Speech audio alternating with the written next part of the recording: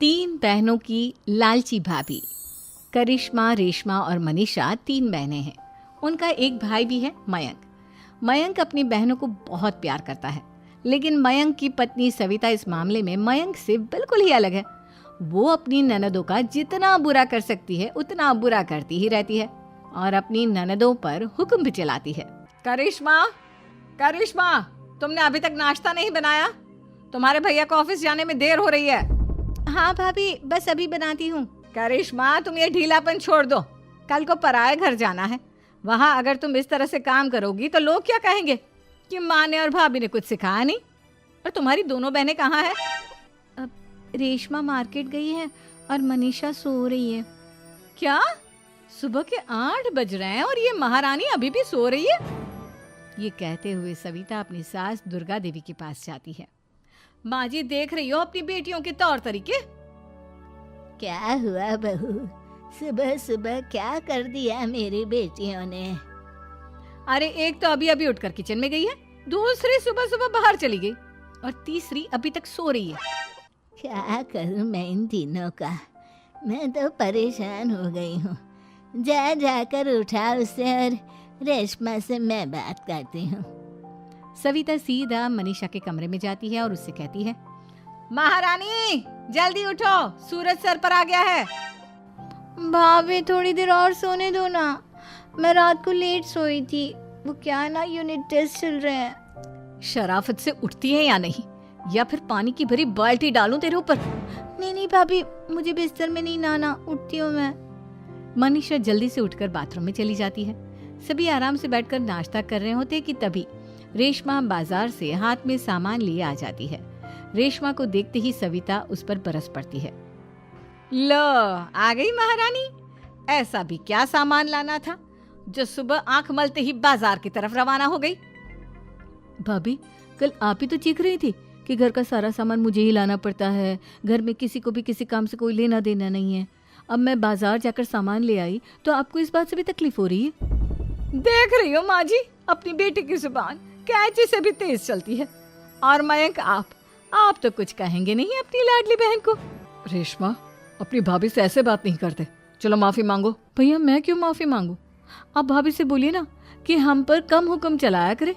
हम इस घर की बेटियां हैं और आपकी पत्नी की ननद है, नौकरानी नहीं। लो कर लो बात। इनकी भलाई के लिए कुछ भी बोलो तो इन्हें बुरा लग जाता है। इस घर में यही इज्जत है मेरी। देख लो माँ जी, आपकी बेटी किस लहजे में मुझसे बात कर रही है। सविता वहां से चली जाती है। मयंक को बहुत गुस्सा आता है, वो भी वहां से चला जाता है। फिर करिश्मा रेशमा को समझाती है, रेशमा, तुम्हें भाभी से माफी मांग लेनी चाहिए थी ना। लेकिन दीदी, मैंने कुछ किया ही नहीं, तो मैं माफी क्यों मांगू? हाँ करिश्मा दीदी, रेशमा दीदी जैसे ही घर में आई भाभी ही उन पर चिल्ला रही थी। हाँ, मैं मानती हूँ कि गलती भाभी की थी। मैं तो इसलिए बोल रही हूँ कि भाभी ने माँ को तो पूरी तरह अपने वश में कर लिया है। वो हमारी बात सुनती ही नहीं। मयंक भैया हमारे लिए हमेशा खड़े रहते हैं, इसलिए उनकी बात का मान तो तुम्हें रखना चाहिए था ना। कोई फायदा नहीं दीदी, कुछ दिनों की बात और है, भाभी उन्हें भी हमारे खिलाफ भड़का देंगी। फिर वो भी माँ की तरह हमारी किसी बात का विश्वास नहीं करेंगे। इसी तरह सविता अपनी तीनों ननदों को किसी न किसी बात पर परेशान करती रहती थी। एक दिन मयंक अपनी तीनों बहनों के लिए गिफ्ट लाया। क्या रेशमा, ये तुम्हारे लिए हार का सेट। रेशमा, तुम्हारे लिए सुंदर सी ड्रेस। और मनीषा, तुम्हें किताबें पसंद है ना, तुम्हारे लिए किताबें लाया हूँ। थैंक यू भैया। थैंक यू भैया। थैंक यू भैया। करिश्मा, तुम्हारा नेकलेस कितना सुंदर है, ये भैया कहाँ से ले आए होंगे? मैंने भैया को 3 दिन पहले फोन पर ये डिजाइन दिखाया था और आज भैया ये ले आए।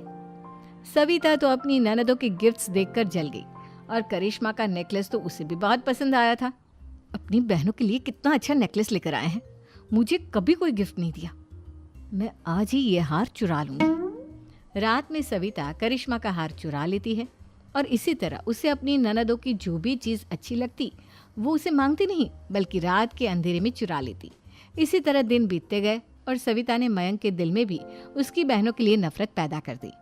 एक दिन मयंक ने करिश्मा और रेशमा के लिए रिश्ता देखा और ये बात उसने घर में सबको बताई। माँ, करिश्मा और रेशमा के लिए बहुत अच्छा रिश्ता आया है। वो लोग कल इन्हें देखने आ रहे हैं। आप और सविता मिलकर सारी तैयारी कर लेना।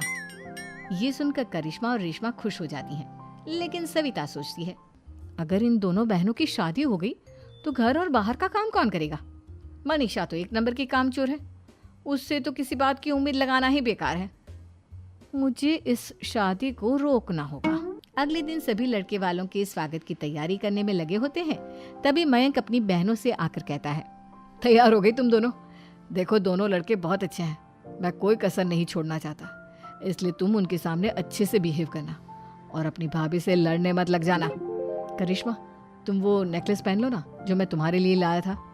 भैया मैं बहुत देर से वो नेकलेस ढूंढ रही हूँ, लेकिन मुझे मिल ही नहीं रहा। क्या तुमने नेकलेस खो दिया? तुम्हें पता भी है वो कितना महंगा था? तुम कोई काम ढंग से नहीं कर सकती। मयंक गुस्से में वहां से चला जाता है। थोड़ी देर बाद लड़के वाले भी आ जाते हैं। वो दोनों बहनों को पसंद कर लेते हैं और रिश्ता पक्का हो जाता है और उनकी शादी करवाती है।